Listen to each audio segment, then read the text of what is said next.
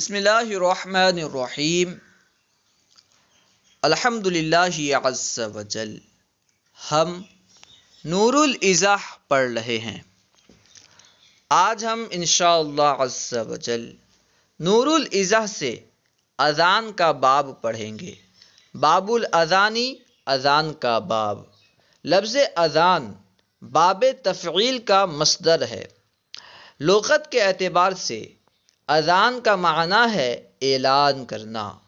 Dictionary کے اعتبار سے اذان کہتے ہیں اعلان کرنے کو، اور اصطلاح میں اذان سے مراد مخصوص الفاظ کے ذریعے نماز کا اعلان کرنا۔ مخصوص الفاظ کے ذریعے نماز کا اعلان کرنا اذان کہلاتا ہے۔ باب الاذانی، اذان کا باب۔ سن الاذان والاقامۃ سنتاً مؤکدتاً، اذان اور اقامت سنت ہیں۔ کون سی سنت ہیں؟ سنتاً مؤکدتاً، سنت مؤکدہ ہیں۔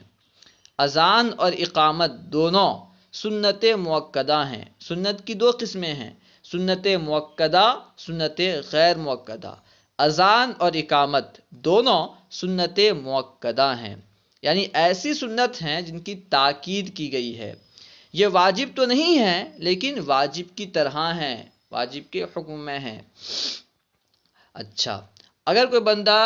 نفل نماز پڑھنا چاہتا ہے تو کیا وہ بھی اذان کہے گا؟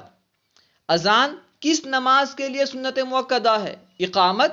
کس نماز کے لیے سنت مؤکدہ ہے؟ بیان کر رہے ہیں للفرائض، فرائض کے لیے،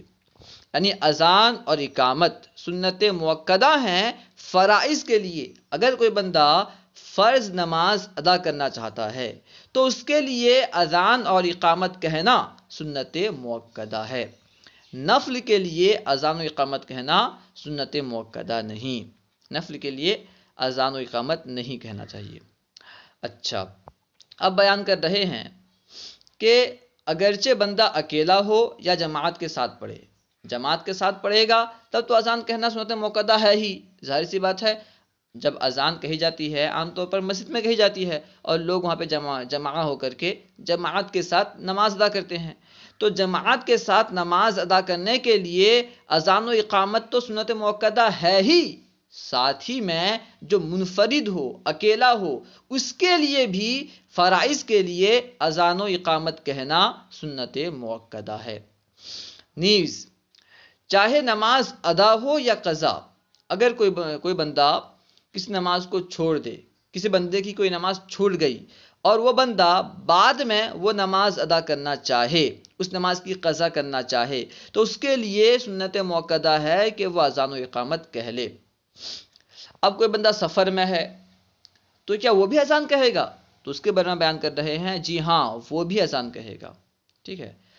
یہ جو حکم ہے کہ اذان اور اقامت فرض نماز کے لیے سنت مؤکدہ ہے، چاہے بندہ اکیلا پڑھے یا جماعت کے ساتھ پڑھے، چاہے نماز ادا ہو یا قضا ہو، تو یہ صرف مردوں کے لیے ہے، عورتوں کے لیے نہیں، کیونکہ اذان نماز کے لیے اعلان ہے۔ اذان میں آواز بلند کرنا مستحب ہے۔ اذان میں مقصود یہ ہے کہ زیادہ لوگوں تک نماز کا اعلان پہنچ جائے، ٹھیک ہے، اور عورتوں کو آواز بلند کرنا منع ہے، اس لیے عورتوں کے لیے اذان و اقامت مکروہ ہے۔ ٹھیک ہے، اس کو بیان کریں، دیکھیے، سن الاذان والاقامت سنتاً مؤکدتاً، اذان اور اقامت سنت مؤکدہ ہیں، للفرائض، فرائض کے لیے، ولو منفردا اداء او قضاء، سفرا او حضرا، اگرچہ منفرد ہو، اگرچہ نماز پڑھنے والا اکیلا ہو، اداء او قضاء، چاہے وہ نماز ادا ہو یا قضا ہو، تب بھی سنت مؤکدہ ہے، سفرا او حضرا، چاہے بندہ سفر میں ہو یا حضر میں ہو، یعنی گھر میں ہو، ہر حالت میں اذان کہنا سنت مؤکدہ ہے۔ کس کے لیے؟ للرجال، مردوں کے لیے، یعنی مردوں کے لیے فرائض کے لیے اذان کہنا سنت مؤکدہ ہے، چاہے وہ بندہ سفر میں ہو یا حضر میں ہو، چاہے وہ بندہ اکیلا ہو، چاہے وہ نماز قضا ہو یا ادا۔ وَكُرِهَ لِلنِّسَاءِ، اور وہ دونوں عورتوں کے لیے مکروہ ہیں۔ کریہ میں تثنیہ کی ضمیر ہے، کریہا الف کی ضمیر جو ہے یہ تثنیہ کی ضمیر ہے، ٹھیک ہے، کریہا تثنیہ کا صیغہ ہے، تو وہ دونوں مکروہ ہیں، یعنی اذان اور اقامت دونوں مکروہ ہیں، للنساء عورتوں کے لیے، عورتیں نہ ہی اذان کہیں گی اور نہ ہی اقامت کہیں گی۔ وَيُكَبِّرُ فِي أَوَّلِهِ أَرْبَعًا، اور اس کے شروع میں یعنی اذان کے شروع میں یکبر تکبیر کہے، اربعًا 4 مرتبہ، وَيُكَبِّرُ فِي أَوَّلِهِ أَرْبَعًا، اور اس کے شروع میں 4 مرتبہ تکبیر کہے یعنی اللہ اکبر کہے، اذان کے شروع میں 4 مرتبہ اللہ اکبر کہے۔ وَيُثَنِّي تکبیر آخِرِهِ، اور اس کے آخر کے تکبیر کو مثنیٰ کرے یعنی 2 مرتبہ کہے۔ وَيُثَنِّي تکبیر آخِرِهِ، اور اس کے آخر کی تکبیر کو یعنی اذان کے آخر میں جو اللہ اکبر کہا جاتا ہے اسے 2 مرتبہ کہا جائے، کا باقی الفاظ ہی، اس کے باقی الفاظ کی طرح، یعنی اذان کے جو باقی الفاظ ہیں وہ 2 مرتبہ ادا کیے جاتے ہیں، تو اسی طرح اذان کے آخر میں جو تکبیر کہی جائے، اللہ اکبر کہا جائے، اسے بھی 2 مرتبہ کہا جائے، شروع میں 4 مرتبہ، لیکن آخر میں جو اللہ اکبر کہا جائے گا وہ باقی الفاظ کی طرح 2 مرتبہ کہا جائے گا۔ اس کو بیان کر رہے ہیں کہ وہ یسنی تکبیر آخری کا باقی الفاظ ہی، اور اس کے آخر کی تکبیر کو باقی الفاظ کی طرح 2 مرتبہ کہے۔ ولا ترجیع فی الشہادتین، اور شہادتین میں ترجیح نہیں ہے۔ ترجیح کہتے ہیں کہ شہادتین کو، شہادتین یعنی اشہد اللہ الہ الا اللہ واشہد ان محمدن رسول اللہ، یہ جو کلمات کہا اذان میں کہتے ہیں، تو ان میں پہلے آہستہ کہنا پھر زور سے کہنا، یہ ترجیح کہلاتا ہے، اور احناف کے نزدیک ترجیح نہیں ہے، کیونکہ حضرت بلال نے ترجیح نہیں کیا، حضرت بلال سے ترجیح ثابت نہیں ہے، اس لیے شہادتین میں ترجیح نہیں کرنا ہے، یعنی شہادتین کو پہلے 2 مرتبہ آہستہ پھر 2 مرتبہ بلند آواز سے، اس طرح نہیں کہنا ہے، بس 2 ہی مرتبہ کہنا ہے، 2 مرتبہ کہنا ہے۔ ولا ترجیع فی الشہادتین، اور شہادتین میں ترجیح نہیں ہے۔ والاقامۃ مثلہ، اور اقامت اسی کی طرح ہے، یعنی اقامت اذان کی طرح ہے، یعنی اذان کے الفاظ کی طرح ہے، جس طرح اذان کے الفاظ ہیں اقامت کے الفاظ بھی اسی طرح ہیں، ہاں تھوڑا فرق ہے، آگے بیان کر رہے ہیں۔ وَيَزِيدُ بَعْدَ فَلَاحِ الْفَجْرِ الصَّلَاةُ خَيْرٌ مِّنَ النَّوْمِ، وَيَزِيدُ، اور زیادہ کرے، بعد فلاح الفجر، فجر کے فلاح کے بعد، فجر میں کہتے ہیں نا، اذان میں کہتے ہیں نا حی علی الفلاح، کامیابی کی طرف آؤ، تو حی علی الفلاح کے بعد فجر میں الصلاۃ خیر من النوم زیادہ کرے، ویزید، اور زیادہ کرے، بعد فلاح الفجر، فجر کے فلاح کے بعد کیا زیادہ کرے، الصلاۃ خیر من النوم، الصلاۃ خیر من النوم، یہ زیادہ کرے، یعنی نماز نیند سے بہتر ہے، کتنی مرتبہ، مرتین، 2 مرتبہ، ویزید بعد فلاح الفجر الصلاۃ خیر من النوم مرتین، اور فجر کے فلاح کے بعد، یعنی فجر میں جو حی علی الفلاح کہا جاتا ہے اس کے بعد الصلاۃ خیر من النوم 2 مرتبہ زیادہ کرے، وبعد فلاح الاقامت قد قامت الصلاۃ مرتین، اور اقامت کے فلاح کے بعد، اقامت میں جو حی علی الفلاح کہا جاتا ہے اس کے بعد قد قامت الصلاۃ 2 مرتبہ زیادہ کرے، ٹھیک ہے، وبعد فلاح الاقامت قد قامت الصلاۃ مرتین، اور اقامت کی فلاح کے بعد قد قامت الصلاۃ 2 مرتبہ زیادہ کرے، یعنی نماز کھڑی ہو گئی، ٹھیک ہے، قد قامت الصلاۃ یعنی نماز کھڑی ہو گئی، یہ 2 مرتبہ کہے۔ وَيَتَمَهَّلُ فِي الْأَذَانِ، اور اذان میں آہستہ آہستہ کہے، اذان کو آہستہ آہستہ کہے، یتمہلو اذان میں تمہیل کرے، یعنی اذان کو آہستہ آہستہ کرے، اس کو رک رک کر ادا کرے، اذان کو آہستہ آہستہ کہے، ٹھیک ہے، یعنی ہر 2 کلمے کے بعد وقفہ کرے، سکتہ کرے۔ وَيَتَمَهَّلُ فِي الْأَذَانِ، اور اذان میں تمہل کرے، وَيُسْرِعُ فِي الْإِقَامَةِ، اور اقامت میں جلدی کرے، اقامت کو تیزی سے ادا کرے، جلدی جلدی ادا کرے، اذان کو رک رک کر کہنا یہ بہتر ہے، اور اقامت کو جلدی جلدی کہنا یہ بہتر ہے۔ وَلَا يُجْزِئُ بِالْفَارْسِيَّةِ، اور اذان فارسی میں کافی نہیں ہے، وَلَا يُجْزِئُ، اور کافی نہیں ہوگا، بالفارسیتی، فارسی میں، یعنی اگر کوئی بندہ فارسی میں اذان دے دے تو یہ کافی نہیں ہوگا۔ یہاں پہ فارسی ہی کی تخصیص نہیں ہے، فارسی سے مراد غیر عربی ہے، یعنی عربی کے علاوہ چاہے کسی بھی زبان میں اذان دی جائے تو یہ کافی نہیں ہے، اقامت دی جائے یہ کافی نہیں ہے، ٹھیک ہے، کیونکہ اذان عربی میں نازل ہوا ہے، اس لیے عربی میں ہی کہنا ہے۔ ولا یجزئ بالفارسیۃ، اور فارسی میں کافی نہیں ہوگا۔ وَإِنْ عُلِمَ أَنَّهُ أَذَانٌ فِي الْأَزْهَرِ، اگرچہ یہ جان لیا جائے کہ یہ اذان ہے، اگر کوئی بندہ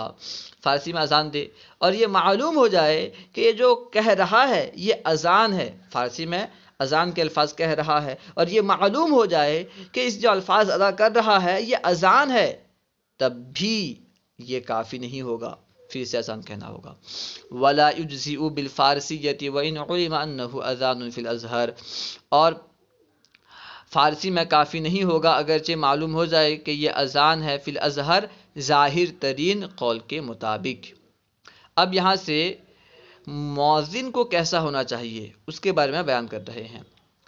وَيَسْتَحَبُّ أَن يَكُونَ الْمُؤَذِّنُ صَالِحًا عَالِمًا بِالسُّنَّةِ، اور مستحب ہے کہ مؤذن ہو کیسا ہو، صالحًا نیک ہو، عالمًا بالسنّۃ سنت کو جاننے والا ہو، اوقات الصلاۃ اور نماز کے اوقات کو جاننے والا ہو۔ وَيَسْتَحَبُّ أَن يَكُونَ الْمُؤَذِّنُ صَالِحًا عَالِمًا بِالسُّنَّةِ وَأَوْقَاتِ الصَّلَاةِ، اور مستحب ہے کہ مؤذن یعنی اذان دینے والا، اذان کہنے والا، صالحًا نیک ہو، عالمًا بالسُّنَّةِ وَأَوْقَاتِ الصَّلَاةِ سنت اور نماز کے اوقات کو جاننے والا ہو، یعنی سنت طریقے سے کس طرح اذان دی جاتی ہے اسے جانتا ہو، اور نماز کے اوقات کو جانتا ہو، کیونکہ اگر مؤذن نماز کے اوقات نہیں جانتا ہوگا تو کبھی ایسا ہوگا کہ وقت سے پہلے اذان دے دے گا، ٹھیک ہے، کبھی ایسا ہوگا کہ مستحب وقت کے بعد اذان دے گا، ٹھیک ہے، اس لیے مؤذن کے لیے مستحب ہے کہ وہ نیک ہو، سنت اور اوقات صلات کو جانتا ہو، نماز کے اوقات کو جانتا ہو۔ وَعَلَى وُضُوءٍ مُسْتَقْبِلَ الْقِبْلَةِ، اور یہ بھی مستحب ہے کہ وہ وضو پر ہو، اذان دینے والا مؤذن وضو پر ہو یعنی باوضو ہو، باوضو اذان کہنا یہ مستحب ہے، کیونکہ اذان جو ہے یہ صرف اعلان نہیں ہے، یہ اعلان تو ہے نماز کے لیے، بذات خود یہ بھی ایک عبادت ہے، ٹھیک ہے، تو اس لیے اسے بھی وضو کے ساتھ ادا کیا جائے، اسے بھی وضو کے ساتھ کہا جائے۔ نیز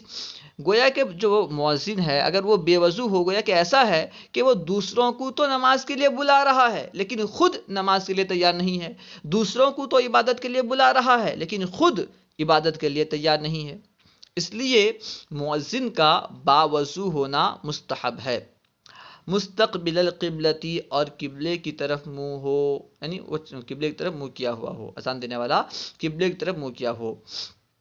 کیونکہ یہ بھی ایک عبادت ہے، ٹھیک ہے، اس لیے مستحب یہ ہے کہ یہ بندہ قبلے کی طرف منہ کر کے اذان دے۔ ہاں اگر کسی دوسرے طرف منہ کر کے اذان دے دے تو اذان تو ہو جائے گی لیکن مستحب ادا نہیں ہوگا۔ الا ان یکون راکبا، مگر یہ کہ سوار ہو، اگر کوئی بندہ سوار ہو کر کہیں جا رہا ہو، جانور پر بیٹھا ہے، اب وہ اس سے اتر نہیں سکتا، ٹھیک ہے، جانور پر بیٹھے بیٹھے وہ اذان دے رہا ہے، تو جانور جس طرف جا رہا ہے، جس طرف اسے آسانی ہو، جس طرف اسے قدرت ہو، وہ اس طرف چہرہ کر کے اذان دے، اذان کہے، ٹھیک ہے۔ وَعَلَى وُضُوءٍ مُسْتَقْبِلَ الْقِبْلَةِ إِلَّا أَن يَكُونَ رَاكِبًا، اور وضو پر ہو یعنی مؤذن وضو پر ہو، قبلے کی طرف منہ کیا ہوا ہو، مگر یہ کہ وہ سوار ہو، اگر مؤذن سوار ہو جس طرف چاہے اذان دے دے کوئی حرج نہیں۔ وَأَن يَجْعَلَ إِصْبَعَيْهِ فِي أُذُنَيْهِ، اور یہ کہ وہ اپنے دونوں انگلیوں کو کرے فی اذنیہ دونوں کانوں میں، یعنی وہ دونوں انگلیوں کو دونوں کانوں میں داخل کرے، انگلیوں سے مراد شہادت کی انگلی ہے، دونوں ہاتھ کے شہادت کی انگلیوں کو دونوں کانوں میں داخل کرے، اس سے کیا ہوگا کہ آواز بلند ہوگی۔ آپ کا تجربہ ہوگا کہ جب بندہ کم سنتا ہے تو زیادہ بولتا ہے، اور زیادہ بولتا ہے، اسی وجہ سے جو لوگ بہرے ہوتے ہیں وہ زور سے بولتے ہیں، ٹھیک ہے، جو بندہ اپنی آواز کو کم سنتا ہے وہ اور زور سے بولتا ہے، اسی وجہ سے جب بندہ کان میں انگلی داخل کرے گا تو اسے اپنی آواز کم سنائی دے گی، آہستہ سنائی دے گی، تو وہ بلند آواز سے اعلان کرے گا۔ پہلے کے دور میں کیونکہ مائک وغیرہ نہیں تھا، اس لیے بلند آواز سے اذان کہی جاتی تھی تاکہ زیادہ لوگوں تک اس کی آواز پہنچے۔ اب تو مائک کا دور ہے، ٹھیک ہے، لیکن حد سے زیادہ بھی آواز نہ نکالی جائے، کہ ناپسند لگے، ٹھیک ہے، تکلیف ہو خود کو. وَأَن يَجْعَلَ إِصْبَعَيْهِ فِي أُذُنَيْهِ، اور یہ کہ اپنے دونوں انگلیوں کو دونوں کانوں میں داخل کرے. وَأَن يَجْعَلَ، اور یہ کہ وہ کرے، إِصْبَعَيْهِ اپنے دونوں انگلیوں کو، فِي أُذُنَيْهِ اپنے دونوں کانوں میں. وَأَن يُحَوِّلَ وَجْهَهُ يَمِينًا بِالصَّلَاةِ وَيَسَارًا فِي الْفَلَاحِ، اور یہ بھی مستحب ہے کہ بندہ یحول پھیرے وجہہ اپنا چہرہ، یمیناً داہنے جانب، بالصلاۃ صلاۃ میں. جب کہا جاتا ہے حی علی الصلاۃ تو اس وقت مؤذن کے لیے مستحب ہے کہ وہ اپنا چہرہ داہنے جانب پھیرے. وَأَن يُحَوِّلَ وَجْهَهُ يَمِينًا بِالصَّلَاةِ، اور یہ کہ وہ اپنا چہرہ پھیرے صلاۃ میں داہنے جانب، وَيَسَارًا فِي الْفَلَاحِ اور فلاح میں بائیں جانب. جب حی علی الفلاح کہے تو بائیں جانب چہرہ پھیرے. وَيَسْتَدِيرُ فِي صَوْمَعَتِهِ، اور مینارے میں، اپنے مینارے میں گھوم جائے. اگر مینارہ ہے، مینارہ ایسا ہے جو بہت چوڑا ہے، کافی لمبا ہے، چوڑا ہے، اور وہاں سے اذان دے رہا ہے، اگر وہ صرف چہرہ گھما کر کے دائیں بائیں اعلان کرے گا الصلاۃ، اگر دائیں بائیں حی علی الصلاۃ حی علی الفلاح کہے گا صرف چہرہ گھما کر کے، تو آواز دور تک نہیں پہنچے گی. تو اس کے لیے حکم یہ ہے کہ بندہ پورا گھوم جائے، جسم کے ساتھ گھوم جائے، اور کھڑکی سے چہرہ نکال کر کے آواز دے، حی علی الصلاۃ حی علی الفلاح. دائیں جانب چہرہ نکال کر کہے حی علی الصلاۃ، اور بائیں جانب چہرہ نکال کر کہے حی علی الفلاح. حضور بیان کر رہے ہیں وَيَسْتَدِيرُ فِي صَوْمَعَتِهِ، اور وہ اپنے مینارے میں گھوم جائے، گھومے. وَيَفْصِلُ بَيْنَ الْأَذَانِ وَالْإِقَامَةِ بِقَدْرِ مَا يَحْصُلُ الْمُلَازِمُونَ لِلصَّلَاةِ. وَيَفْصِلُ، اور فصل کرے، بین الاذان والاقامت، اذان اور اقامت کے درمیان، یعنی اذان اور اقامت کے درمیان کتنا فاصلہ کرنا چاہیے، کتنے وقت کا وقفہ کرنا چاہیے، فاصلہ کرنا چاہیے، کتنا وقت چھوڑنا چاہیے، اس کے بارے میں بیان کر رہے ہیں. وَيَفْصِلُ بَيْنَ الْأَذَانِ وَالْإِقَامَةِ بِقَدْرِ مَا يَحْصُلُ الْمُلَازِمُونَ لِلصَّلَاةِ، اور اذان اور اقامت کے درمیان اس قدر فاصلہ کرے کہ نماز کے ملازمین حاضر ہو جائیں، یعنی جو بندے نماز کو پابندی سے ادا کرنے والے ہیں وہ حاضر ہو جائیں. یہ ہر جگہ کے اعتبار سے الگ الگ وقت ہو سکتا ہے. کہیں پہ اذان کے بعد لوگ 15 منٹ کے اندر حاضر ہو جاتے ہوں گے جو نماز پڑھنے والے ہوں گے، کہیں پہ آدھے گھنٹے کے اندر حاضر ہوتے ہوں گے، کہیں پہ 20 منٹ کے اندر حاضر ہوتے ہوں گے. تو اس اعتبار سے اذان اور اقامت کے درمیان وقفہ کرنا ہے، اس اعتبار سے اذان اور اقامت کے درمیان فاصلہ کرنا ہے. اگر کہیں پہ 10 منٹ میں تمام جو ملازمین نماز ہیں وہ حاضر ہو جاتے ہیں تو 10 منٹ کے بعد اقامت کہنا مستحب ہو جائے گا، بہتر ہوگا. وَيَفْصِلُ بَيْنَ الْأَذَانِ وَالْإِقَامَةِ بِقَدْرِ مَا يَحْصُلُ الْمُلَازِمُونَ لِلصَّلَاةِ، اور اذان اور اقامت کے درمیان اس قدر فاصلہ کرے کہ نماز کے ملازمین حاضر ہو جائیں، نماز کو پابندی سے پڑھنے والے حاضر ہو جائیں، آ جائیں. اور ایک شرط یہ ہے مع مراعات الوقت، وقت المستحب، وقت مستحب کی رعایت کے ساتھ، یعنی اس کا بھی خیال کرنا ہے. اب اگر لوگ اذان کے بعد 1 گھنٹے کے بعد یا 2 گھنٹے کے بعد آئیں جبکہ وقت مستحب گزر گیا ہو، تو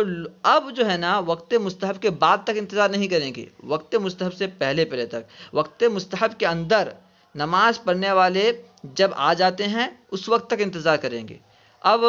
جو ملازمین نماز ہیں، نماز پڑھنے والے ہیں، وہ وقت مستحب کے بعد اگر آتے ہوں تو ہم ان کا انتظار نہیں کریں گے، وقت مستحب میں ہی جماعت قائم کریں گے. ٹھیک ہے، خیر وقت مطلب دیکھیں. وَيَفْصِلُ بَيْنَ الْأَذَانِ وَالْإِقَامَةِ بِقَدْرِ مَا يَحْصُلُ الْمُلَازِمُونَ لِلصَّلَاةِ مَعَ مُرَاعَةِ الْوَقْتِ، اذان اور اقامت کے درمیان اس قدر فاصلہ کیا جائے گا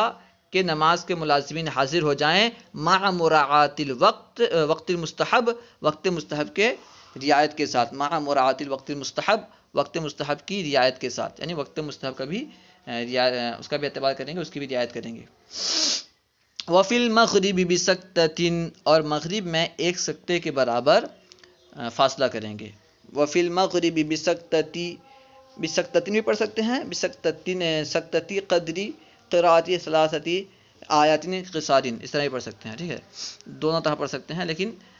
ترکیب الگ ہوگی دونوں کی. وفی المغرب، اور مغرب میں بسکتۃ قدری قراءۃ 3 آیات قصار، اور مغرب میں 3 چھوٹی آیت کی تلاوت کے برابر سکتے کے ذریعے، یعنی مغرب میں 3 چھوٹی آیت کے پڑھنے کے برابر سکتے کے ذریعے فاصلہ کیا جائے۔ ویفصل اور فاصلہ کرے فی المغربی مغرب میں بھی سکتتی قدری قراءتی ثلاثی آیات قصار 3 چھوٹی آیت پڑھنے کے برابر سکتے کے ذریعے، یعنی 3 چھوٹی آیت کو پڑھا جائے، اس میں جتنا وقت لگتا ہے اتنے وقت کے ذریعے سے فاصلہ کیا جائے، اتنے وقت کا فاصلہ کیا جائے اذان اور اقامت کے درمیان۔ وفی المغربی بسکتتی قدری قراءتی ثلاثی آیات قصار، اور مغرب میں 3 چھوٹی آیت کی قراءت کے برابر سکتہ کرے۔ آپ یوں پڑھیں گے اگر وفی المغربی بسکتتن، اور مغرب میں سکتے کے ذریعے اذان اور اقامت کے درمیان فاصلہ کرے۔ اب سکتہ کیا ہے؟ قدرہ قراءتی ثلاثی آیات قصار، 3 چھوٹی آیت کے پڑھنے کے برابر، وثلاثی خطوات، اور 3 قدم کے برابر، 3 قدم یعنی 3 قدم کے برابر، ٹھیک ہے۔ بسکتتی قدری قراءتی ثلاثی آیات قصار او ثلاثی خطوات، 3 چھوٹی آیت کے پڑھنے کے برابر یا 3 قدم کے برابر سکتے کے ذریعے مغرب میں فاصلہ کیا جائے، مغرب میں اذان اور اقامت کے درمیان فاصلہ کیا جائے۔ وَيُصَوِّبُ، اور تصویب کہا جائے۔ تصویب کہتے ہیں اعلان بعد الاعلان کو، اعلان کے بعد پھر سے اعلان کرنا، یہ تصویب کہلاتا ہے۔ اور یہاں سے مراد ہے اذان کے بعد، نماز کے لیے جو اذان دی جاتی ہے اس کے بعد اعلان کرنا، نماز کے لیے اعلان کرنا، یہ تصویب کہلاتا ہے۔ وَيُصَوِّبُ، اور تصویب کہنا كَقَوْلِهِ بعد الاذان الصلاة والصلاة یا مصلین، جیسا کہ اذان کے بعد کہنا الصلاة والصلاة یا مصلین، اے نمازیو نماز نماز، الصلاة والصلاة نماز نماز، یا مصلین اے نمازیو، ٹھیک ہے۔ یہ اس کے اعتبار سے ہو سکتا ہے، جہاں جو رائج ہو اس طرح آپ تصویب کہہ سکتے ہیں، ٹھیک ہے۔ تصویب تو پہلے صرف فجر کی نماز میں مستحب تھا، فجر کی نماز کے لیے تھا، لیکن بعد کے علماء نے، متاخرین نے تمام نمازوں کے لیے تصویب کو مستحب قرار دیا ہے، کیونکہ اب لوگ جو ہے نا بہت زیادہ سست ہو گئے ہیں، اس لیے تمام نماز کے لیے تصویب کہہ سکتے ہیں۔ وَيُكْرَهُ التَّلْحِينُ، اور لحن مکروہ ہے، یعنی گانے کے طرز میں اذان کہنا، میوزک کے طرز میں اذان کہنا یہ مکروہ ہے۔ اسی طرح جو الفاظ اذان ہیں انہیں صحیح طرح ادا نہ کرنا، ٹھیک ہے، انہیں غلط پڑھنا سے مراد جہاں پہ مد ہے مد ادا نہ کرنا، اسے اس طرح پڑھنا کہ معنی وغیرہ بگڑ جائے، اکبر کو اکبار، الف بڑھا دینا گھٹا دینا، اس طرح پڑھنا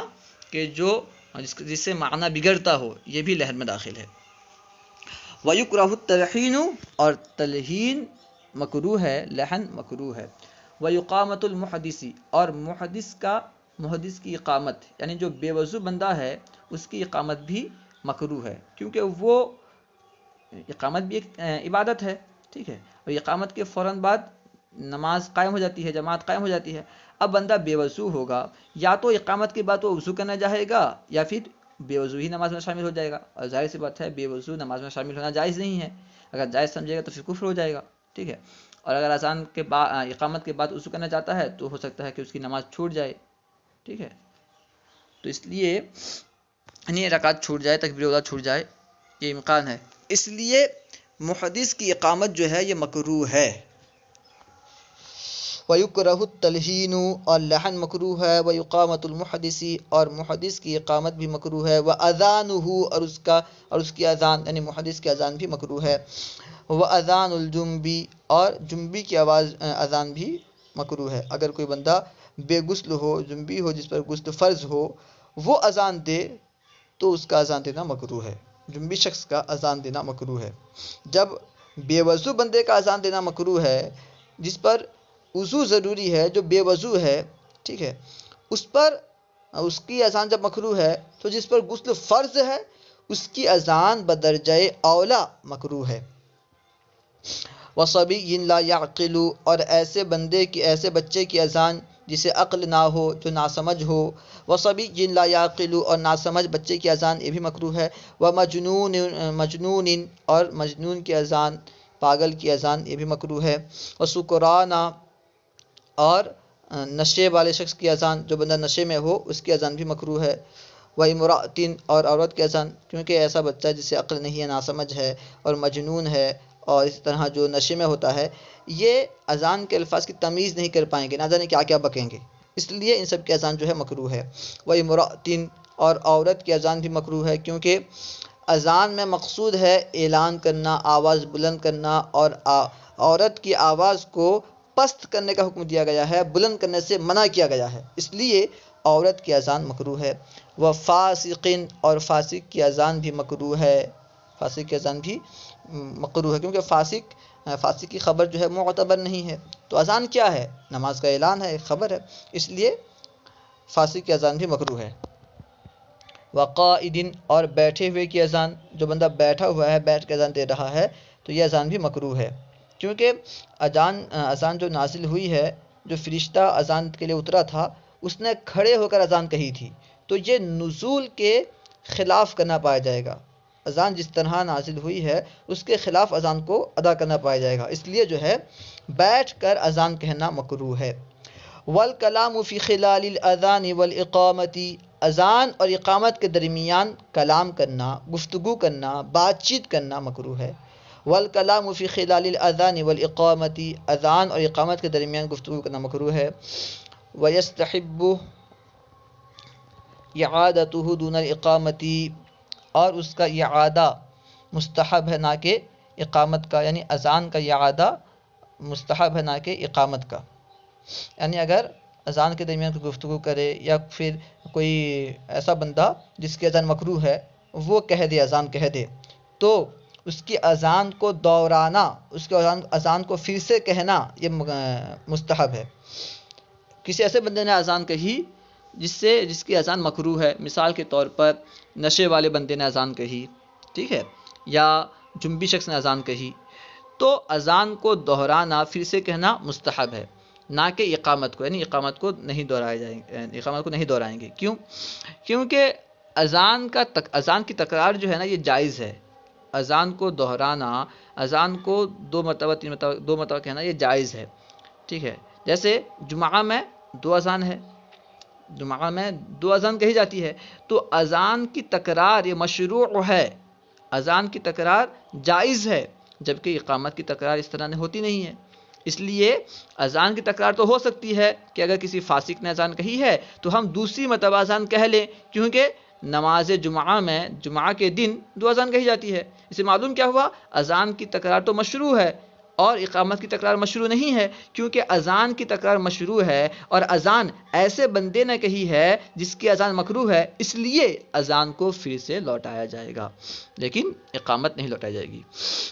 وَيُكْرَهَانِ لِلسُّحْرٍ يَوْمَ الْجُمْعَةِ فِي الْمِصْرِ، وَيُكْرَهَانِ اور وہ دونوں مکروہ ہیں، یعنی اذان اور اقامت دونوں مکروہ ہیں، لِلسُّحْرٍ ظہر کی نماز کے لیے، کب؟ یوم الجمعۃ جمعہ کے دن، فی المصر شہر میں جمعہ کے دن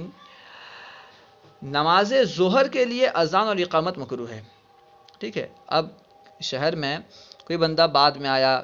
ٹھیک ہے، جس کی نماز جمعہ چھوٹ گئی، یا ایسا بندہ ہے جس پہ جمعہ فرض نہیں ہے، اب وہ ظہر کی نماز پڑھنا چاہتا ہے تو اس کے لیے اذان و اقامت کہنا مکروہ ہے۔ وَيُكْرَهَانِ لِلظُّحْرٍ يَوْمَ الْجُمُعَةِ فِي الْمِصْرِ، اور شہر میں جمعہ کے دن ظہر کے لیے وہ دونوں مکروہ ہیں، یعنی اذان و اقامت مکروہ ہیں۔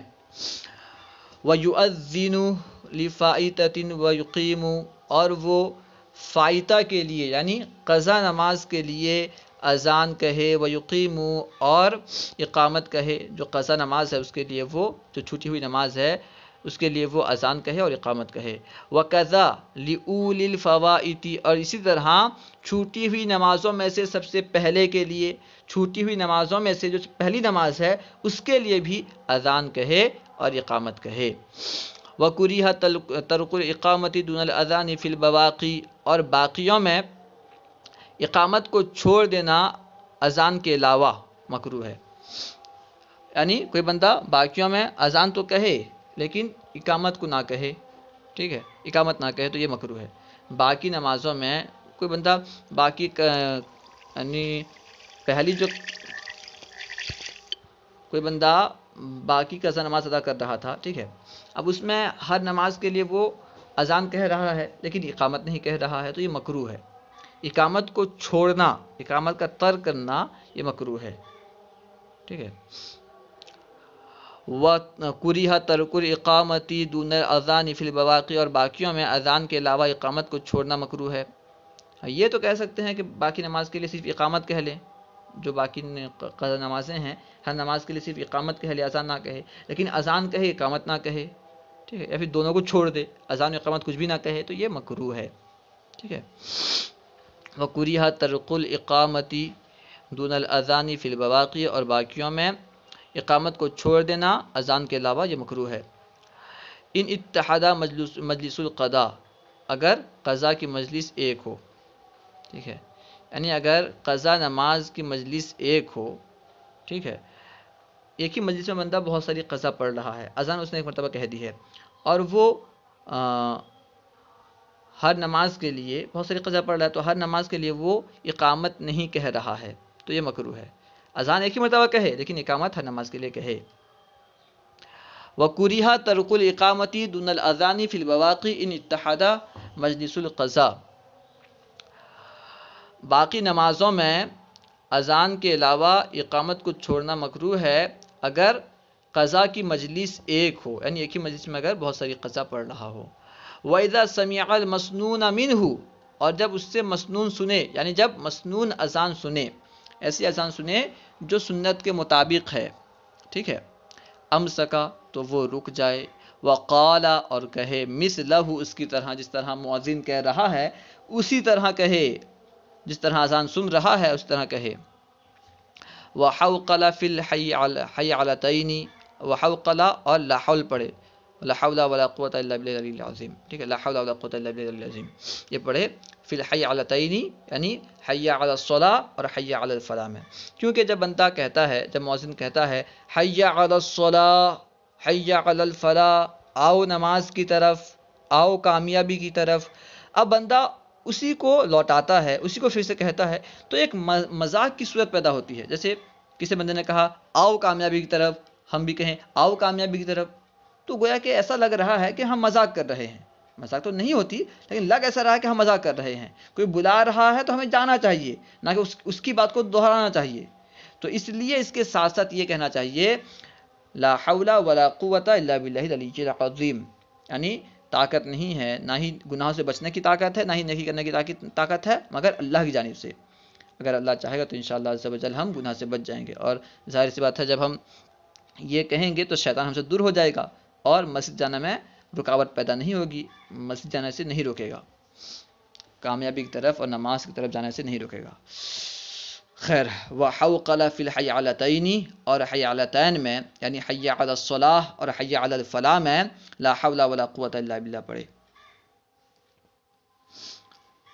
وقال صدقت وبررت او ما شاء اللہ عند قول المؤذن الصلاۃ خیر من النوم، وقال، اور کہے، صدقت وبررت، صدقت اور بررہ کہے، او ما شاء اللہ، یا ما شاء اللہ کہے، صدقت وبررت، صدقت وبررت کہے یا ماشاء اللہ کہے، کب کہے؟ عند قول المؤذن، مؤذن کے قول کے وقت، کس قول کے وقت؟ الصلاۃ خیر من النوم، جب مؤذن کہے الصلاۃ خیر من النوم، نماز نیند سے بہتر ہے، تو اس کے یہ کہنے کے وقت سننے والا صدقت وبررت کہے یا ماشاء اللہ کہے، صدقت وبررت یعنی تو نے سچ کہا، تو نے نیکی کی، یا ماشاء اللہ کہے، ٹھیک ہے۔ ثم دعا بالوسیلۃ، پھر وسیلے سے دعا کرے، پھر وسیلے کی دعا کرے، یعنی نبی کے وسیلے سے دعا کرے، ثم دعا، پھر وہ دعا کرے، بالوسیلۃ، وسیلے سے، فیقول، تو وہ کہے، ثم دعا بالوسیلۃ، تو وسیلے سے دعا کرے، فیقول، تو وہ کہے، اللہم رب هذه الدعوۃ التامہ، اللہم، اے اللہ، رب هذه التامہ، اس دعوت تام کے رب، هذه الدعوت التامہ، اس دعوت تام کے رب، رب یعنی رب، والصلاۃ القائمہ، اور قائم ہونے والی نماز کے رب، اے اللہ اس دعوت تامہ کے رب اور کھڑی ہونے والی نماز کے رب، آتی محمدن الوسیلتا، محمد صلی اللہ علیہ وسلم کو وسیلہ عطا فرما، والفضیلتا، اور فضیلت عطا فرما، وابعثہ، اور انہیں مبعوث فرما، مقام محمودہ، مقام محمودہ میں، الذی وعدتہ، وہ مقام محمود جس کا تو نے ہم سے وعدہ کیا۔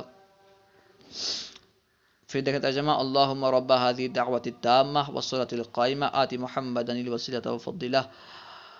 وبعثہ مقام محمودا الذی وعدتہ، اے اللہ دعوت تامہ اور قائم نماز کے رب، کھڑی ہونے والی نماز کے رب،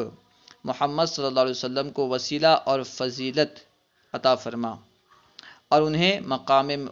محمود جس کا تو نے ان سے وعدہ کیا اس پر قائم فرما، اس پر مبعوث فرما۔ اللہ و رسولہ اعلم۔ اگر کوئی بات سمجھ میں نہ آئی ہو یا درسیات کے متعلق کوئی سوال کرنا چاہتے ہوں تو کمنٹ باکس میں سوال کریں، انشاءاللہ عز و جل ممکنہ صورت میں جواب دیا جائے گا۔ اگر آپ کو کہیں کوئی غلطی نظر آئے تو ضرور اللہ اور اس کے رسول کے لیے اصلاح فرمائیں۔